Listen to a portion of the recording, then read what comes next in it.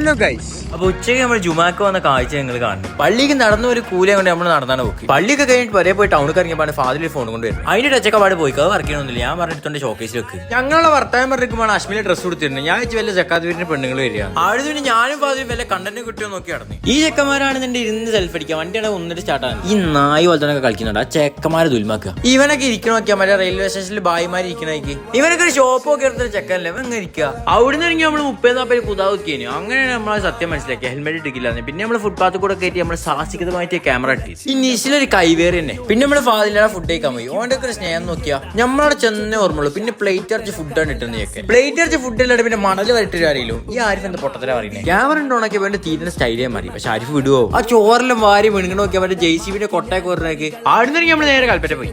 കൽപ്പറ്റ ഉണ്ട് കുറെ നേരം പൂള കഴിഞ്ഞാൽ. അപ്പാണ് ഞാൻ ഒരു കാര്യം തിങ്ക് ചെയ്തേ. Why we come to here. ഇവന്റെ ശരി നോക്കിയാ അവിടുന്ന് തിരിച്ചു പോകുമ്പോ രാത്രി 1:50 എവിടുന്ന് ഈറ്റൊക്കെ കളകുന്നത്. ഫോട്ടോ എടുക്കാൻ നിർത്തിക്കുക.